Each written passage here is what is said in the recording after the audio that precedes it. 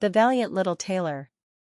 One summer's morning a little tailor was sitting on his table by the window. He was in good spirits, and sewed with all his might. Then came a peasant woman down the street crying, "Good jams, cheap! Good jams, cheap!" This rang pleasantly in the tailor's ears. He stretched his delicate head out of the window, and called, "Come up here, dear woman. Here you will get rid of your goods." The woman came up the 3 steps to the tailor with her heavy basket, and he made her unpack all the pots for him. He inspected each one, lifted it up, put his nose to it, and at length said, "The jam seems to me to be good, so weigh me out 4 ounces, dear woman, and if it is 1/4 of a pound that is of no consequence." The woman, who had hoped to find a good sale, gave him what he desired, but went away quite angry and grumbling. "Now, this jam shall be blessed by God," cried the little tailor, "and give me health and strength." So he brought the bread out of the cupboard, cut himself a piece right across the loaf and spread the jam over it. "This won't taste bitter," said he, "but I will just finish the jacket before I take a bite." He laid the bread near him, sewed on, and in his joy, made bigger and bigger stitches. In the meantime the smell of the sweet jam rose to where the flies were sitting in great numbers, and they were attracted and descended on it in hosts. "Hi! Who invited you?" said the little tailor, and drove the unbidden guests away. The flies, however, who understood no German, would not be turned away, but came back again in ever-increasing companies. The little tailor at last lost all patience, and drew a piece of cloth from the hole under his work-table, and saying, "Wait, and I will give it to you," struck it mercilessly on them. When he drew it away and counted, there lay before him no fewer than 7, dead and with legs stretched out. "Are you a fellow of that sort?" said he, and could not help admiring his own bravery. "The whole town shall know of this." And the little tailor hastened to cut himself a girdle, stitched it, and embroidered on it in large letters, 7 at 1 stroke. "What, the town," he continued, "the whole world shall hear of it," and his heart wagged with joy like a lamb's tail. The tailor put on the girdle, and resolved to go forth into the world, because he thought his workshop was too small for his valor.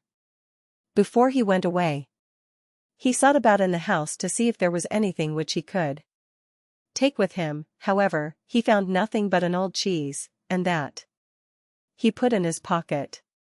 In front of the door he observed a bird which had caught itself in the thicket. It had to go into his pocket with the cheese. Now he took to the road boldly, and as he was light and nimble, he felt no fatigue. The road led him up a mountain, and when he had reached the highest point of it, there sat a powerful giant looking peacefully about him. The little tailor went bravely up, spoke to him, and said, "Good day, comrade, so you are sitting there overlooking the widespread world? I am just on my way thither, and want to try my luck. Have you any inclination to go with me?" The giant looked contemptuously at the tailor, and said, "You ragamuffin! You miserable creature!" "Oh, indeed," answered the little tailor, and unbuttoned his coat, and showed the giant the girdle. "There may you read what kind of a man I am." The giant read, 7 at 1 stroke, and thought that they had been men whom the tailor had killed, and began to feel a little respect for the tiny fellow. Nevertheless, he wished to try him first, and took a stone in his hand and squeezed it together so that water dropped out of it. "Do that likewise," said the giant, "if you have strength." "Is that all?" said the tailor. "That is child's play with us," and put his hand into his pocket, brought out the soft cheese, and pressed it until the liquid ran out of it. "Faith," said he, "that was a little better, wasn't it?" The giant did not know what to say, and could not believe it. Of the little man. Then the giant picked up a stone and threw it so high that the eye could scarcely follow it. Now, little mite of a man, do that likewise. Well thrown, said the tailor, but after all the stone came down to earth again, I will throw you one which shall never come back at all. And he put his hand into his pocket, took out the bird, and threw it into the air. The bird, delighted with its liberty, rose, flew away and did not come back. How does that shot please you, comrade? Asked the tailor. You can certainly throw, said the giant. But now we will see if you are able to carry anything properly. He took the little tailor to a mighty oak tree which lay there felled on the ground, and said, If you are strong enough, help me to carry the tree out of the forest. Readily, answered the little man, take you the trunk on your shoulders, and I will raise up the branches and twigs. After all, they are the heaviest. The giant took the trunk on his shoulder, but the tailor seated himself on a branch, and the giant, who could not look round, had to carry away the whole tree, and the little tailor into the bargain. He behind, was quite merry and happy, and whistled the song. 3 tailors rode forth from the gate, as if carrying the tree were child's play. The giant, after he had dragged the heavy burden part of the way, could go no further, and cried, Hark! You, I shall have to let the tree fall. The tailor sprang nimbly down, seized the tree with both arms as if he had been carrying it, and said to the giant, You are such a great fellow, and yet cannot even carry the tree. They went on together, and as they passed a cherry tree, the giant laid hold of the top of the tree where the ripest fruit was hanging, bent it down, gave it into the tailor's hand, and bade him eat. But the little tailor was much too weak to hold the tree, and when the giant let it go, it sprang back again, and the tailor was tossed into the air with it. When he had fallen down again without injury, the giant said, What is this? Have you not strength enough to hold the weak twig? There is no lack of strength, answered the little tailor. Do you think that could be anything to a man who has struck down 7 at one blow? I leapt over the tree because the huntsmen are shooting down there in the thicket. Jump as I did, if you can do it. The giant made the attempt, but he could not get over the tree, and remained hanging in the branches, so that in this also the tailor kept the upper hand. The giant said, If you are such a valiant fellow, come with me into our cavern and spend the night with us. The little tailor was willing, and followed him. When they went into the cave, other giants were sitting there by the fire, and each of them had a roasted sheep in his hand and was eating it. The little tailor looked round and thought, It is much more spacious here than in my workshop. The giant showed him a bed, and said he was to lie down in it and sleep. The bed, however, was too big for the little tailor. He did not lie down in it, but crept into a corner.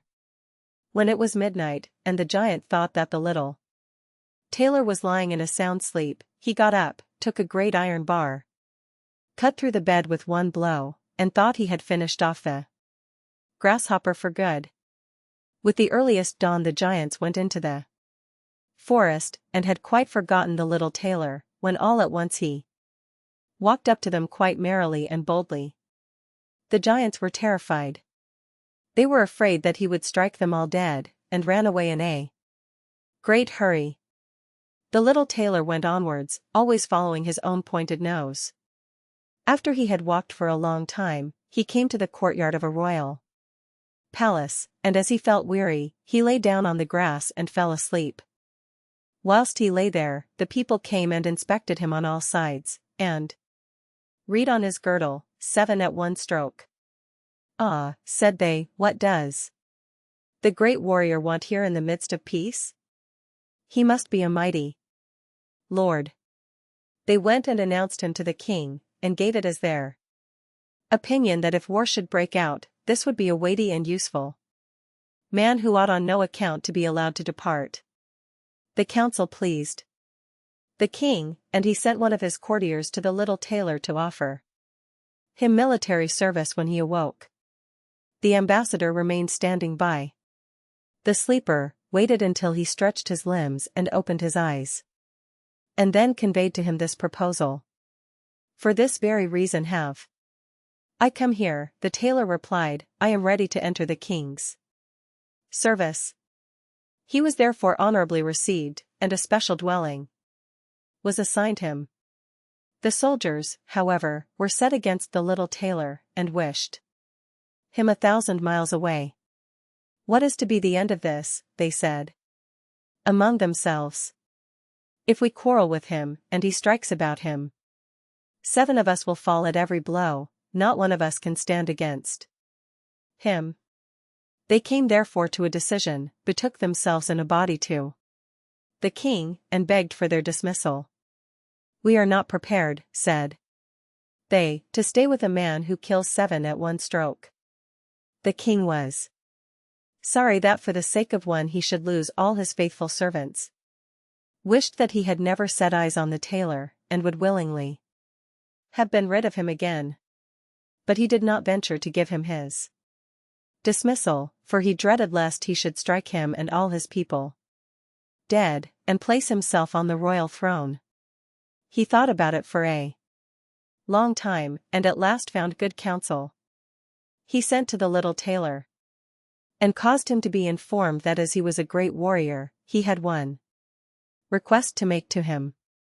In a forest of his country lived 2 giants, who caused great mischief with their robbing, murdering, ravaging, and burning, and no one could approach them without putting himself in danger of death.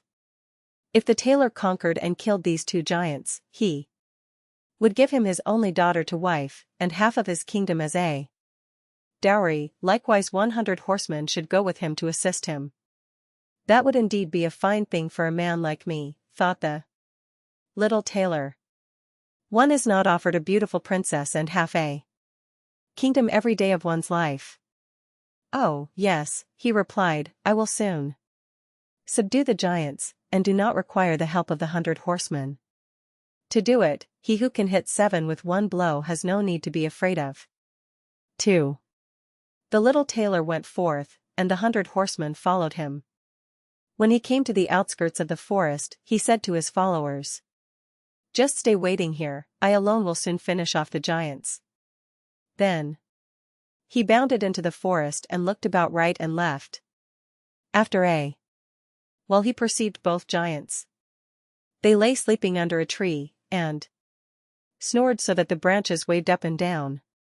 The little tailor, not idle, gathered 2 pockets full of stones, and with these climbed up the tree.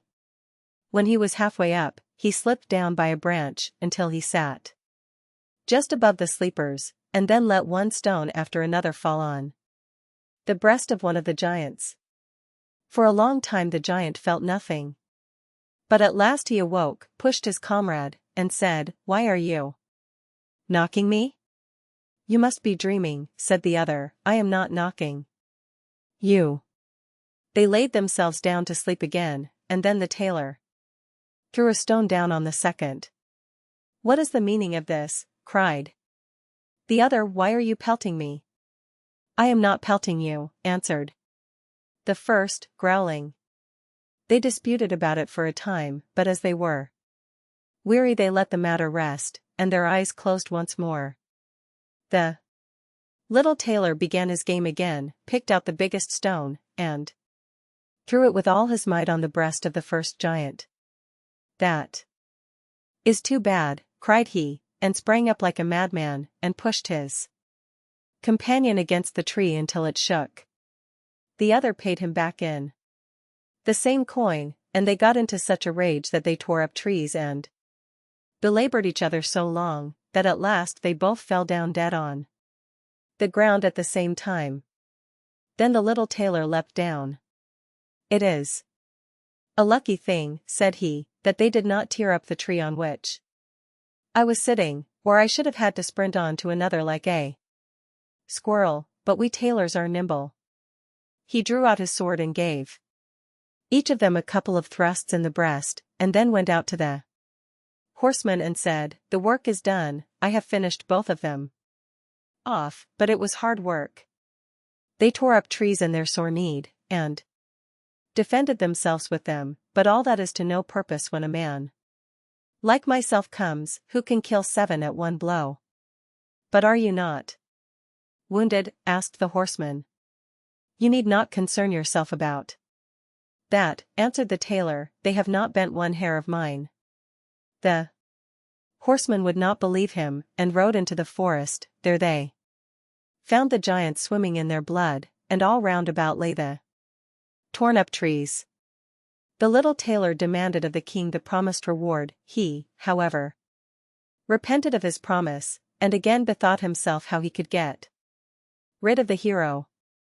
"Before you receive my daughter, and the half of my kingdom," said he to him, "you must perform one more heroic deed. In the forest roams a unicorn which does great harm, and you must catch it first. I fear one unicorn still less than 2 giants. 7 at one blow is my kind of affair." He took a rope and an axe with him, went forth into the forest, and again bade those who were sent with him to wait outside. He had not long to seek. The unicorn soon came towards him, and rushed directly on the tailor, as if it would gore him with its horn without more ado. "Softly, softly, it can't be done as quickly as that," said he, and stood still and waited until the animal was quite close, and then sprang nimbly behind the tree.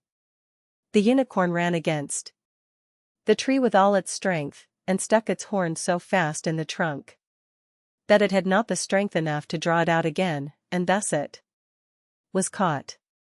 "Now, I have got the bird," said the tailor, and came out from behind the tree and put the rope round its neck, and then with his axe he hewed the horn out of the tree, and when all was ready he led the beast away and took it to the king. The king still would not give him the promised reward, and made a third demand. Before the wedding the tailor was to catch him a wild boar that made great havoc in the forest, and the huntsman should give him their help. "Willingly," said the tailor, "that is child's play." He did not take the huntsman with him into the forest, and they were well pleased that he did not, for the wild boar had several times received them in such a manner that they had no inclination to lie in wait for him. When the boar perceived the tailor, it ran on him with foaming mouth and whetted tusks, and was about to throw him to the ground, but the hero fled and sprang into a chapel which was near and up to the window at once, and in one bound out again. The boar ran after him, but the tailor ran round outside and shut the door behind it, and then the raging beast, which was much too heavy and awkward to leap out of the window, was caught.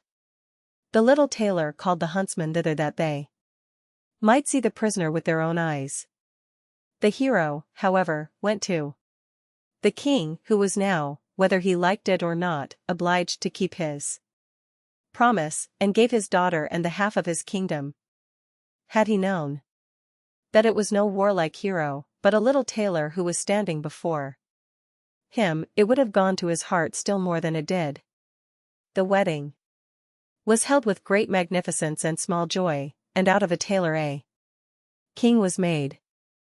After some time the young queen heard her husband say in his dreams at night, "Boy, make me the doublet, and patch the pantaloons, or else I will wrap the yard measure over your ears."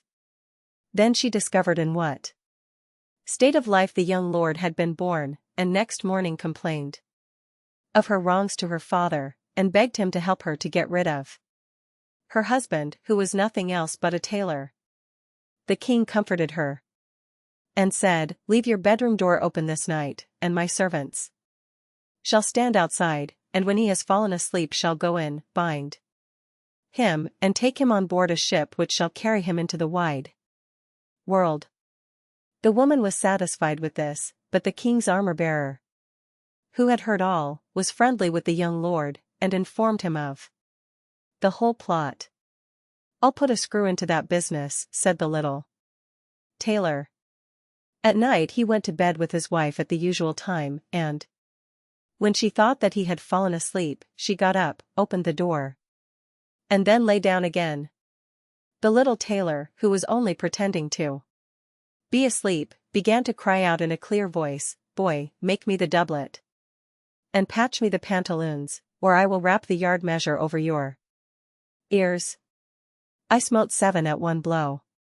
I killed 2 giants, I brought away 1 unicorn, and caught a wild boar, and am I to fear those who are standing outside the room?" When these men heard the tailor speaking thus, they were overcome by a great dread, and ran as if the wild huntsman were behind them, and none of them would venture anything further against him. So the little tailor was and remained a king to the end of his life. Hansel and Gretel. Hard by a great forest dwelt a poor woodcutter with his wife and his 2 children. The boy was called Hansel and the girl Gretel. He had little to bite and to break, and once when great dearth fell on the land, he could no longer procure even daily bread. Now when he thought over this by night in his bed, and tossed about in his anxiety, he groaned and said to his wife, "What is to become of us? How are we to feed our poor children, when we no longer have anything even for ourselves?" "I'll tell you what, husband," answered the woman, "early tomorrow morning we will take the children out into the forest to where it is the thickest, there we will light a fire for them and give each of them 1 more piece of bread, and then we will go to our work and leave them alone. They will not find the way home again, and we shall be rid of them."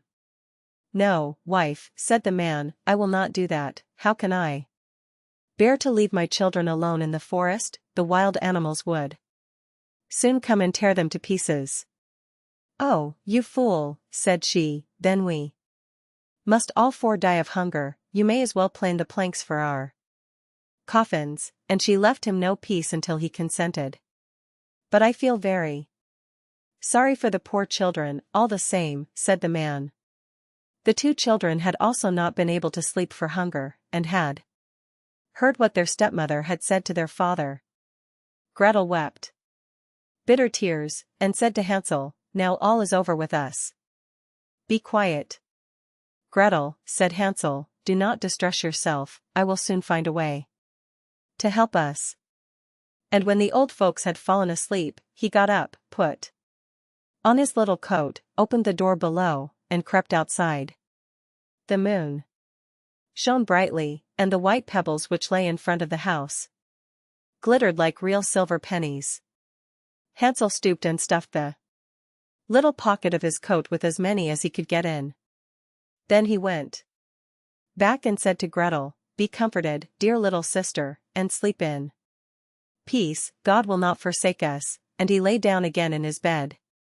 When day dawned, but before the sun had risen, the woman came and awoke the 2 children, saying, "Get up, you sluggards.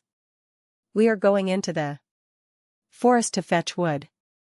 She gave each a little piece of bread, and said, "There is something for your dinner, but do not eat it up before then, for you will get nothing else." Gretel took the bread under her apron, as Hansel had the pebbles in his pocket. Then they all set out together on the way to the forest. When they had walked a short time, Hansel stood still and peeped back at the house, and did so again and again. His father said, "Hansel, what are you looking at there and staying behind for? Pay attention, and do not forget how to use your legs." "Ah, father," said Hansel, "I am looking at my little white cat, which is sitting up on the roof, and wants to say goodbye to me." The wife said, "Fool, that is not your little cat, that is the morning sun which is shining on the chimneys." Hansel, however, had not been looking back at the cat, but had been constantly throwing one of the white pebble stones out of his pocket on the road. When they had reached the middle of the forest, the father said, "Now Children, pile up some wood, and I will light a fire that you may not be cold. Hansel and Gretel gathered brushwood together, as high as a little hill. The brushwood was lighted, and when the flames were burning very high, the woman said, "Now, children, lay yourselves down by the fire and rest. We will go into the forest and cut some wood. When we have done, we will come back and fetch you away." Hansel and Gretel sat by the fire, and when noon came, each ate a little piece of bread, and as they heard the strokes of the wood axe they believed that their father was near. It was not the axe, however, but a branch which he had fastened to a withered tree which the wind was blowing backwards and forwards. And as they had been sitting such a long time, their eyes closed with fatigue, and they fell fast asleep. When at last they awoke, it was already dark night. Gretel began to cry and said, "How are we to get out of the forest now?" But Hansel comforted her and said, "Just wait a little, until the moon has risen, and then we will soon find the way."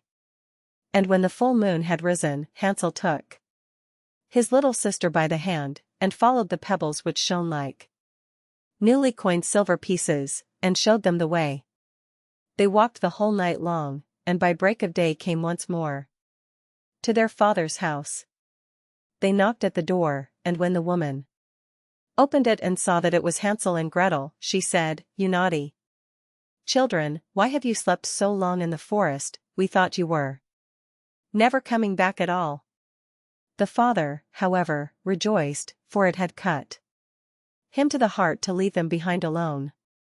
Not long afterwards, there was once more great dearth throughout the land, and the children heard their mother saying at night to their father, "Everything is eaten again, we have 1/2 loaf left, and that is the end. The children must go, we will take them farther into the wood, so that they will not find their way out again. There is no other means of saving ourselves." The man's heart was heavy, and he thought, "It would be better for you to share the last mouthful with your children." The woman, however, would listen to nothing that he had to say, but scolded and reproached him. "He who says a must say B, likewise."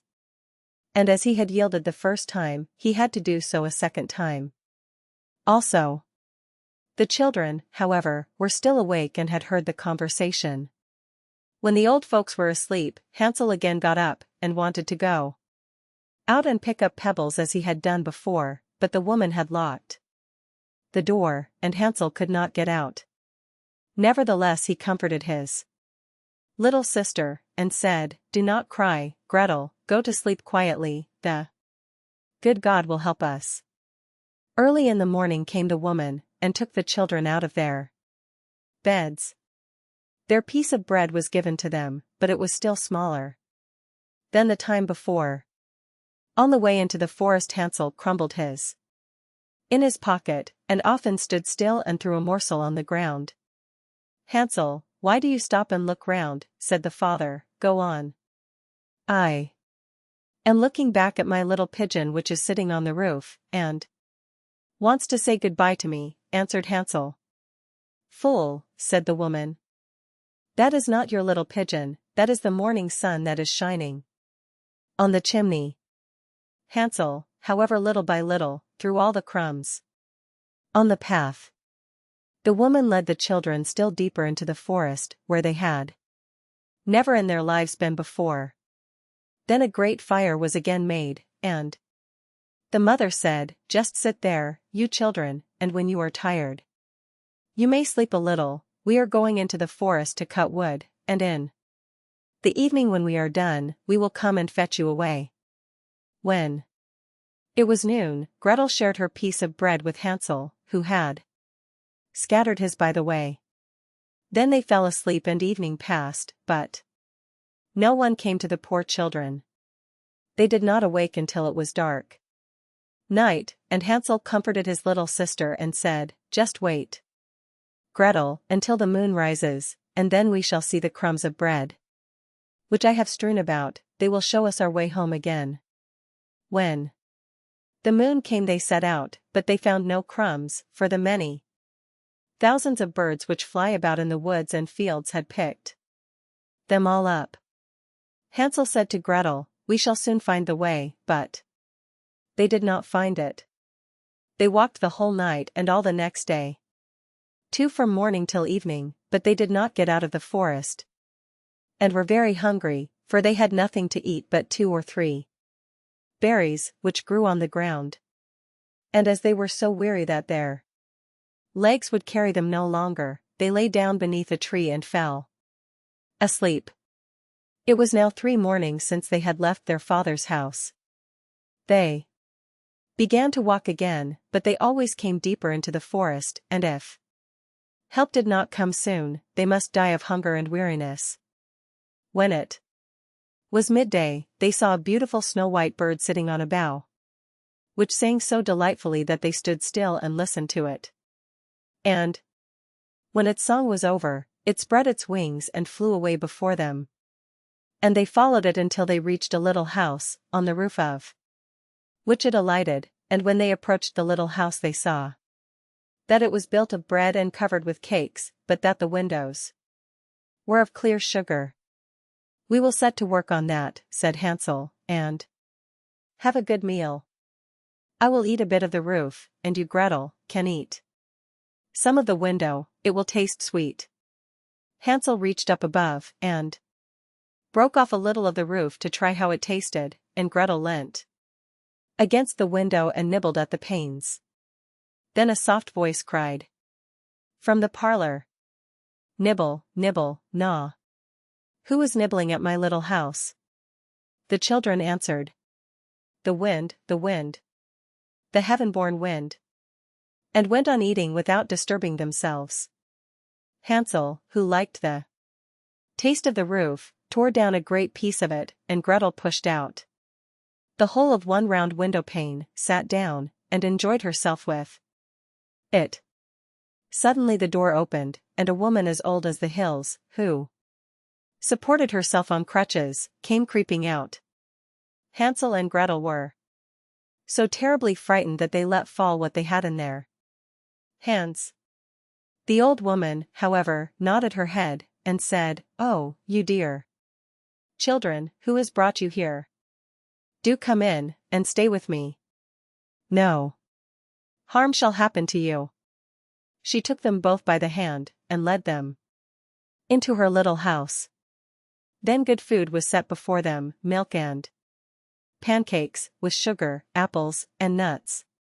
Afterwards 2 pretty little beds were covered with clean white linen, and Hansel and Gretel lay down in them, and thought they were in heaven.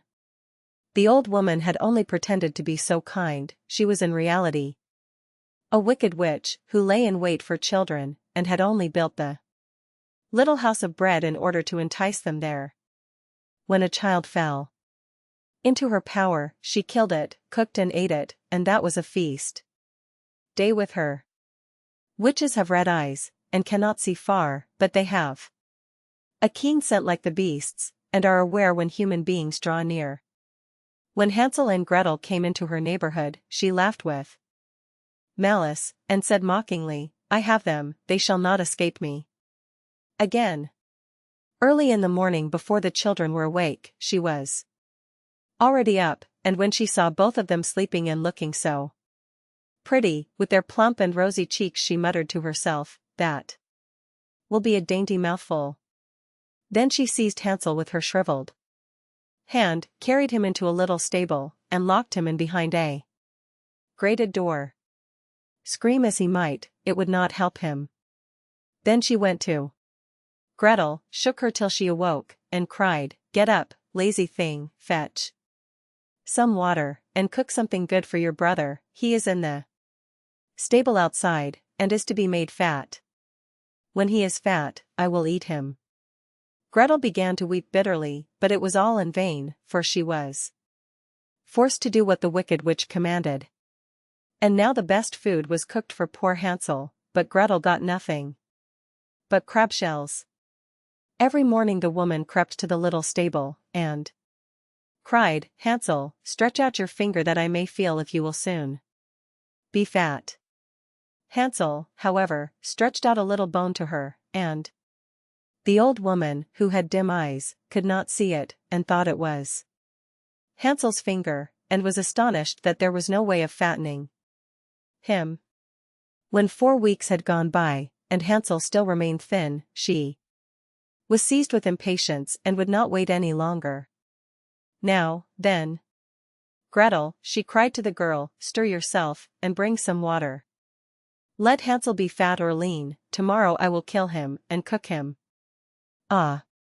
How the poor little sister did lament when she had to fetch the water. And how her tears did flow down her cheeks. Dear God, do help us, she cried. If the wild beasts in the forest had but devoured us, we should at any rate have died together. Just keep your noise to yourself, said the old woman, it won't help you at all. Early in the morning, Gretel had to go out and hang up the cauldron with the water, and light the fire. We will bake first, said the old woman. I have already heated the oven, and kneaded the dough. She pushed poor Gretel out to the oven, from which flames of fire were already darting. Creep in, said the witch, and see if it is properly heated, so that we can put the bread in. And once Gretel was inside, she intended to shut the oven and let her bake in it, and then she would eat her, too. But Gretel saw what she had in mind, and said, I do not know how I am to do it, how do I get in? Silly goose, said the old woman. The door is big enough, just look, I can get in myself, and she crept up and thrust her head into the oven.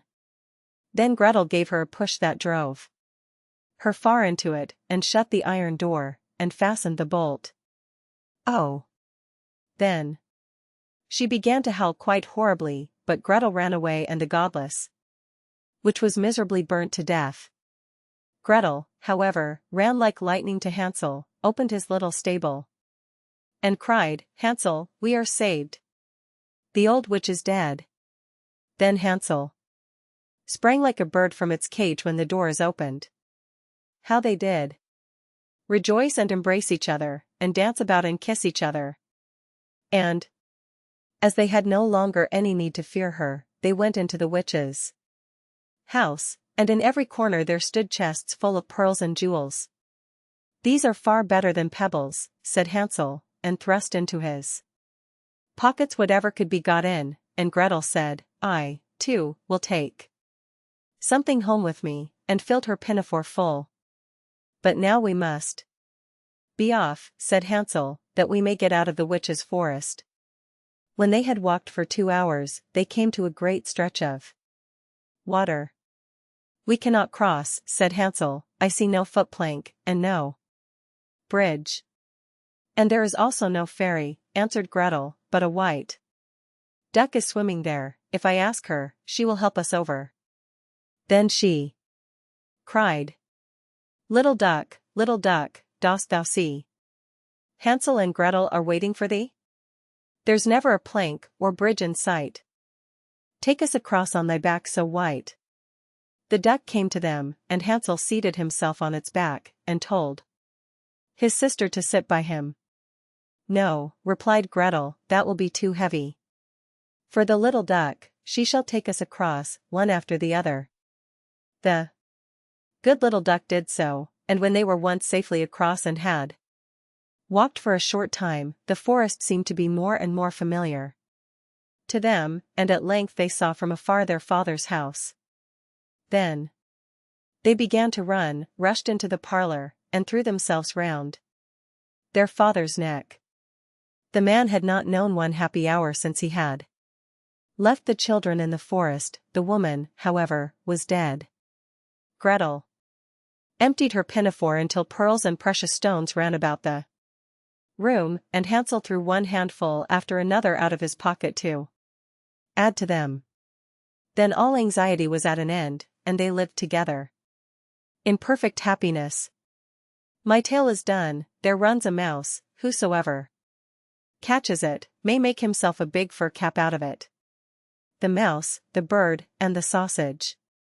Once upon a time a mouse, a bird, and a sausage entered into partnership and set up house together.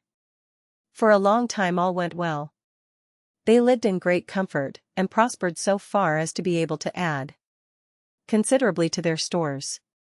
The bird's duty was to fly daily into the wood and bring in fuel, the mouse fetched the water, and the sausage saw to the cooking.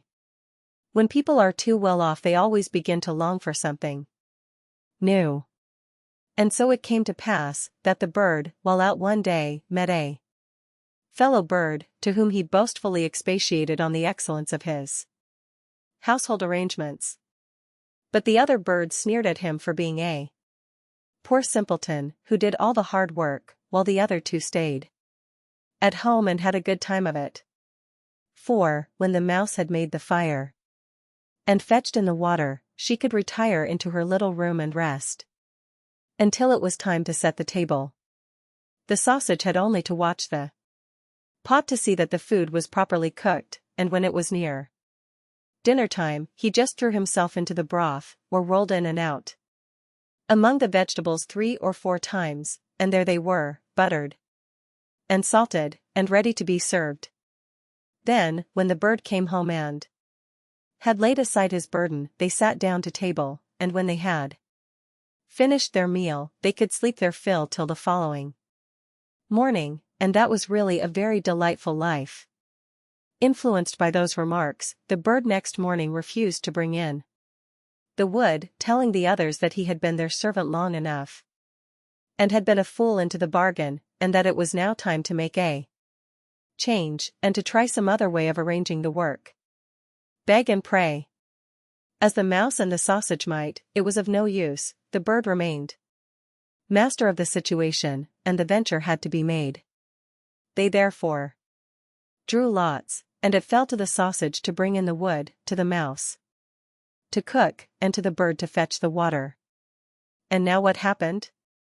The sausage started in search of wood, the bird made the fire, and the mouse put on the pot, and then these two waited till the sausage returned with the fuel for the following day. But the sausage remained so long away that they became uneasy, and the bird flew out to meet him. He had not flown far, however, when he came across a dog who, having met the sausage, had regarded him as his legitimate booty, and so seized and swallowed him.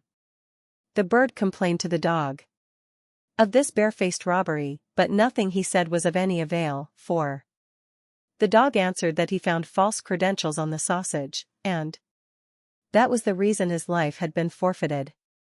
He picked up the wood, and flew sadly home, and told the mouse all he had seen and heard. They were both very unhappy, but agreed to make the best of things and to remain with one another. So now the bird set the table, and the mouse looked after the food, and, wishing to prepare it in the same way as the sausage, by rolling in and out among the vegetables to salt and butter them, she jumped into the pot, but she stopped short long before she reached the bottom, having already parted not only with her skin and hair, but also with life. Presently the bird came in and wanted to serve up the dinner, but he could nowhere see the cook. In his alarm and flurry, he threw the wood here and there about the floor, called and searched, but no cook was to be found. Then some of the wood that had been carelessly thrown down caught fire and began to blaze. The bird hastened to fetch some water, but his pail fell into the well, and he after it, and as he was unable to recover himself, he was drowned. Mother Holly. Once upon a time there was a widow who had 2 daughters. One of them was beautiful and industrious, the other ugly and lazy. The mother, however, loved the ugly and lazy one best, because she was her own daughter, and so the other, who was only her stepdaughter, was made to do all the work of the house, and was quite the Cinderella of the family. Her stepmother sent her out every day to sit by the well in the high road, there to spin until she made her fingers bleed. Now it chanced one day that some blood fell onto the spindle, and as the girl stopped over the well to wash it off, the spindle suddenly sprang out. of her hand and fell into the well. She ran home crying to tell of her misfortune, but her stepmother spoke harshly to her, and after giving her a violent scolding, said unkindly, "As you have let the spindle fall into the well, you may go yourself and fetch it out." The girl went back to the well not knowing what to do, and at last in her distress she jumped into the water after the spindle. She remembered nothing more until she awoke and found herself in a beautiful meadow, full of sunshine, and with countless flowers blooming in every direction. She walked over the meadow, and presently she came upon a baker's oven full of bread, and the loaves cried out to her, take us out, or alas, we shall be burnt to a cinder, we were baked through long ago." So she took the bread shovel and drew them all out. She went on a little farther, till she came to a tree full of apples. shake me, I pray," cried the tree, "my apples, one and all, are ripe." So she shook the tree, and the apples came falling down upon her like rain, but she continued shaking until there was not a single apple left upon it. Then she carefully gathered the apples together in a heap and walked on again. The next thing she came to was a little house, and there she saw an old woman looking out, with such large teeth, that she was terrified, and turned to run away. But the old woman called after her, "What are you afraid of, dear child? Stay with me, if you will do the work of my house properly for me, I will make you very happy. You must be very careful, however, to make my bed in the right way, for I wish you always to shake it thoroughly, so that the feathers fly about, then they say, down there in the world, that it is snowing, for I am Mother Holly." The old woman spoke so kindly, that the girl summoned up courage and agreed to enter into her service. She took care to do everything according to the old woman's bidding, and every time she made the bed she shook it with all her might, so that the feathers flew about like so many snowflakes. The old woman was as good as her word. She never spoke angrily to her, and gave her roast and boiled meats every day. So she stayed on with Mother Holly for some time, and then she began to grow unhappy. She could not at first tell why she felt sad, but she became conscious at last of great longing to go home. Then she knew she was homesick, although she was 1,000 times better off with Mother Holly than with her mother and sister. After waiting a while, she went to Mother Holly and said, "I am so homesick that I cannot stay with you any longer, for although I am so happy here, I must return to my own people." Then Mother Holly said, "I am pleased that you should want to go back to your own people, and as you have served me so well and faithfully, I will take you home myself." Thereupon she led the girl by the hand up to a broad gateway. The gate was opened, and as the girl passed through, a shower of gold fell upon her, and the gold clung to her, so that she was covered with it from head to foot. "That is a reward for your industry," said Mother Holly, and as she spoke she handed her the spindle which she had dropped into the well. The gate was then closed, and the girl found herself back in the old world close to her mother's house. As she entered the courtyard, the cock who was perched on the well called out, "Cock-a-doodle-doo! Your golden daughters come back to you." Then she went in to her mother and sister, and as she was so richly covered with gold, they gave her a warm welcome. She related to them all that had happened, and when the mother heard how she had come by her great riches, she thought she should like her ugly, lazy daughter to go and try her fortune. So she made the sister go and sit by the well and spin, and the girl pricked her finger and thrust her hand into a thorn bush, so that she might drop some blood on to the spindle. Then she threw it into the well, and jumped in herself. Like her sister she awoke in the beautiful meadow, and walked over it till she came to the oven. Take us out, or alas, we shall be burnt to a cinder, we were baked through long ago," cried the loaves. As before, But the lazy girl answered, "Do you think I am going to dirty my hands for you?" and walked on. Presently she came to the apple tree. Shake me, I pray, my apples, one and all, are ripe," it cried. But she only answered, "A nice thing to ask me to do, one of the apples might fall on my head," and passed on. At last she came to Mother Holly's house, and as she had heard all about the large teeth from her sister, she was not afraid of them and engaged herself without delay to the old woman. The first day she was very obedient and industrious, and exerted herself to please Mother Holly, for she thought of the gold she should get in return. The next day, however, she began to dawdle over her work, and the third day she was more idle still. Then she began to lie in bed in the mornings and refused to get up. Worse still, she neglected to make the old woman's bed properly, and forgot to shake it so that the feathers might fly about. So Mother Holly very soon got tired of her and told her she might go. The lazy girl was delighted at this, and thought to herself, "The gold will soon be mine."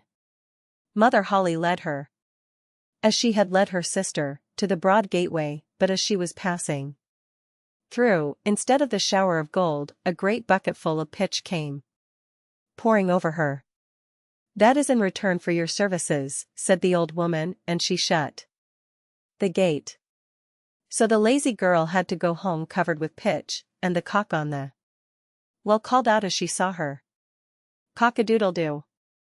Your dirty daughter's come back to you." But, try what she would, she could not get the pitch off, and it stuck to her as long as she lived. Little Red Cap, Little Red Riding Hood. Once upon a time there was a dear little girl who was loved by everyone who looked at her, but most of all by her grandmother, and there was nothing that she would not have given to the child. Once she gave her a little cap of red velvet, which suited her so well that she would never wear anything else, so she was always called Little Red Cap. One day her mother said to her, "Come, Little Red Cap, here is a piece of cake and a bottle of wine. Take them to your grandmother, she is ill and weak, and they will do her good. Set out before it gets hot, and when you are going, walk nicely and quietly and do not run off the path, or you may fall and break the bottle, and then your grandmother will get nothing, and when you go into her room, don't forget to say, 'Good morning,' and don't peep into every corner before you do it." "I will take great care," said Little Red Cap to her mother, and gave her hand on it. The grandmother lived out in the wood, half a league from the village. And just as Little Red Cap entered the wood, a wolf met her. Red Cap did not know what a wicked creature he was, and was not at all afraid of him. "Good day, Little Red Cap," said he. "Thank you kindly, Wolf." "Whither away so early, Little Red Cap?" "To my grandmother's." "What have you got in your apron?" "Cake and wine. Yesterday was baking day, so poor sick grandmother is to have something good, to make her stronger." "Where does your grandmother live, Little Red Cap?" "A good quarter of a league farther on in the wood, her house stands under the 3 large oak trees, the nut trees are just below. You surely must know it," replied Little Red Cap. The wolf thought to himself, "What a tender young creature. What a nice, plump mouthful she will be better to eat than the old woman. I must act craftily, so as to catch both." So he walked for a short time by the side of Little Red Cap, and then he said, "See, Little Red Cap, how pretty the flowers are about here. Why do you not look round? I believe, too, that you do not hear how sweetly the little birds are singing. You walk gravely along as if you were going to school, while everything else out here in the wood is merry." Little Red Cap raised her eyes, and when she saw the sunbeams dancing here and there through the trees, and pretty flowers growing everywhere, she thought, "Suppose I take grandmother a fresh nosegay, that would please her too. It is so early in the day that I shall still get there in good time," and so she ran from the path into the wood to look for flowers. And whenever she had picked one, she fancied that she saw a still prettier one farther on, and ran after it, and so got deeper and deeper into the wood. Meanwhile the wolf ran straight to the grandmother's house and knocked at the door. "Who is there?" "Little Redcap," replied the wolf. "She is bringing cake and wine. Open the door." "Lift the latch," called out the grandmother. "I am too weak, and cannot get up." The wolf lifted the latch, the door sprang open, and without saying a word he went straight to the grandmother's bed, and devoured her. Then he put on her clothes, dressed himself in her cap, laid himself in bed, and drew the curtains. Little Redcap, however, had been running about picking flowers. And when she had gathered so many that she could carry no more, she remembered her grandmother, and set out on the way to her. She was surprised to find the cottage door standing open, and when she went into the room, she had such a strange feeling that she said to herself, "Oh dear! How uneasy I feel today, and at other times I like being with grandmother so much." She called out, "Good morning," but received no answer, so she went to the bed and drew back the curtains. There lay her grandmother with her cap pulled far over her face, and looking very strange. "Oh, grandmother," she said, "what big ears you have." "The better to hear you with, my child," was the reply. "But, grandmother, what big eyes you have," she said. "The better to see you with, my dear." "But, grandmother, what large hands you have." "The better to hug you with." "Oh. But, grandmother, what a terrible big mouth you have." "The better to eat you with." And scarcely had the wolf said this, then with one bound he was out of bed and swallowed up Redcap. When the wolf had appeased his appetite, he lay down again in the bed, fell asleep and began to snore very loud. The huntsman was just passing the house, and thought to himself, "How the old woman is snoring. I must just see if she wants anything." So he went into the room, and when he came to the bed, he saw that the wolf was lying in it.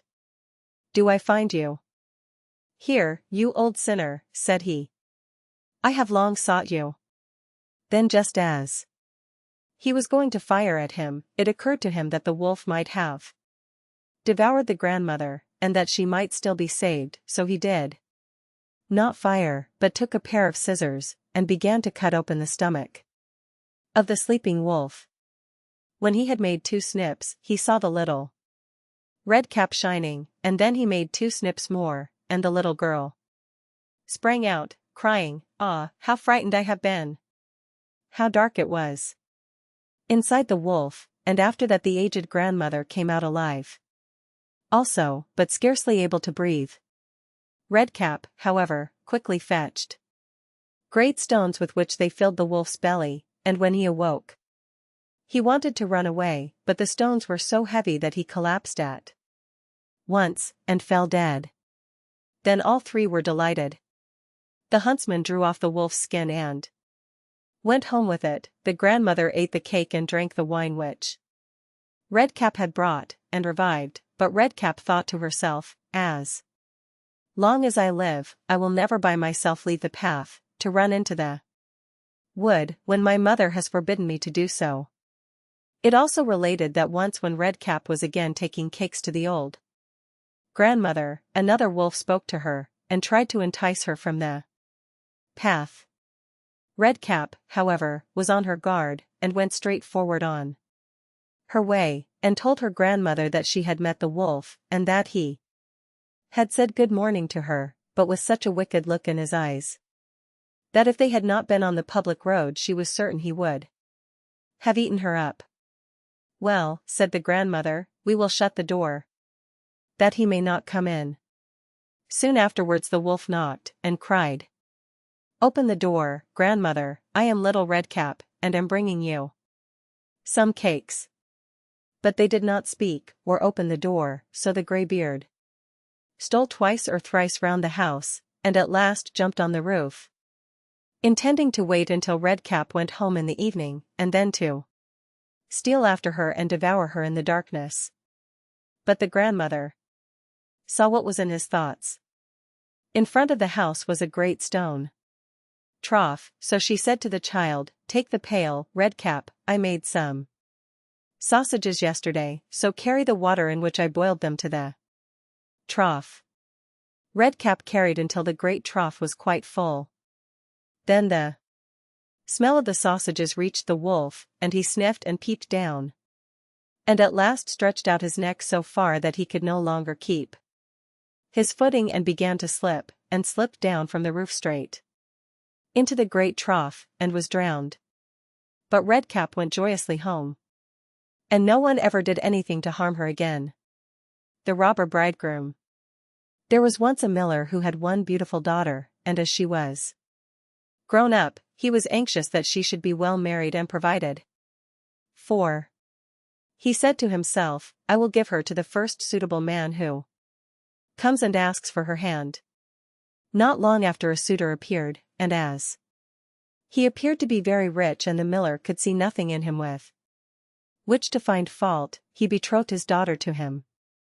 But the girl did not care for the man as a girl ought to care for her betrothed husband. She did not feel that she could trust him, and she could not look at him, nor think of him without an inward shudder. One day he said to her, "You have not yet paid me a visit, although we have been betrothed for some time." "I do not know where your house is," she answered. "My house is out there in the dark forest," he said.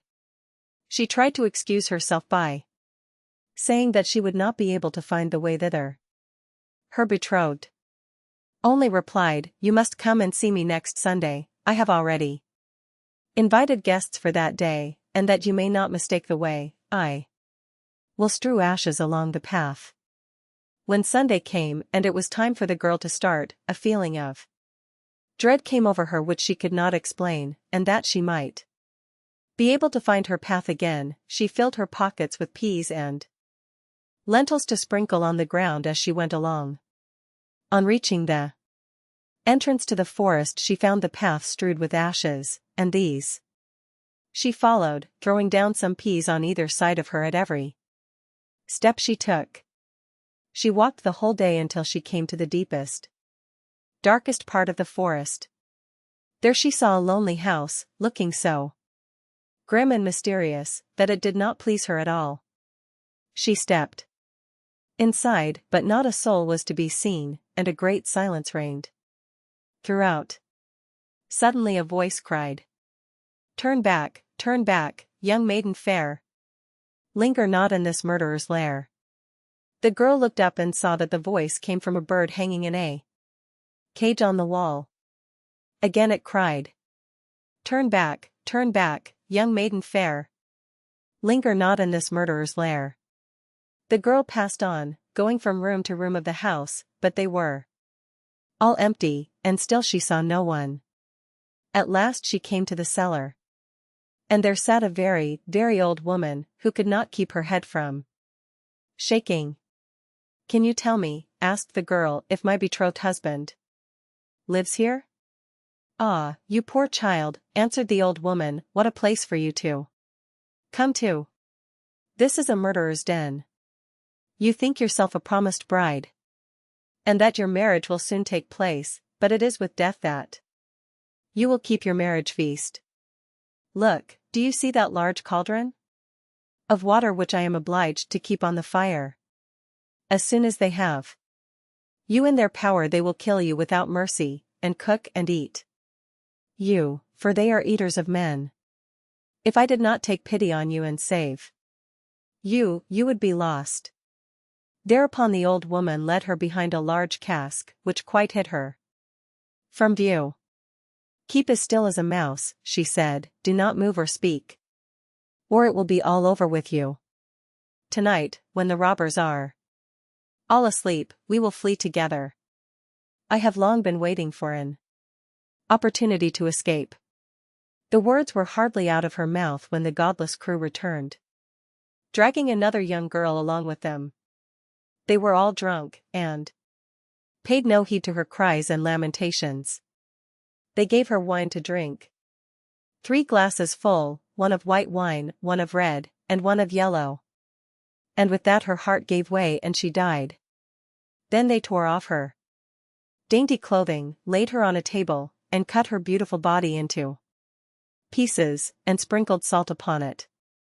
The poor betrothed girl crouched trembling and shuddering behind the cask, for she saw what a terrible fate had been intended for her by the robbers. One of them now noticed a gold ring still remaining on the little finger of the murdered girl, and as he could not draw it off easily, he took a hatchet and cut off the finger, but the finger sprang into the air, and fell behind the cask into the lap of the girl who was hiding there. The robber took a light and began looking for it, but he could not find it. "Have you looked behind the large cask?" said one of the others. But the old woman called out, "Come and eat your suppers. And let the thing be till tomorrow, the finger won't run away." "The old woman is right," said the robbers, and they ceased looking for the finger and sat down. The old woman then mixed a sleeping draught with their wine, and before long they were all lying on the floor of the cellar, fast asleep and snoring. As soon as the girl was assured of this, she came from behind the cask. She was obliged to step over the bodies of the sleepers, who were lying close together, and every moment she was filled with renewed dread lest she should awaken them. But God helped her, so that she passed safely over them, and then she and the old woman went upstairs, opened the door, and hastened as fast as they could from the murderer's den. They found the ashes scattered by the wind, but the peas and lentils had sprouted, and grown sufficiently above the ground to guide them in the moonlight along the path. All night long they walked, and it was morning before they reached the mill. Then the girl told her father all that had happened. The day came that had been fixed for the marriage. The bridegroom arrived and also a large company of guests, for the miller had taken care to invite all his friends and relations. As they sat at the feast, each guest in turn was asked to tell a tale. The bride sat still and did not say a word. "And you, my love," said the bridegroom, turning to her, "is there no tale you know? Tell us something." "I will tell you a dream, then," said the bride. "I went alone through a forest and came at last to a house. Not a soul could I find within, but a bird that was hanging in a cage on the wall cried, 'Turn back, young maiden fair. Linger not in this murderer's lair.' And again a second time it said these words, 'My darling, this is only a dream.' I went on through the house from room to room, but they were all empty. And everything was so grim and mysterious.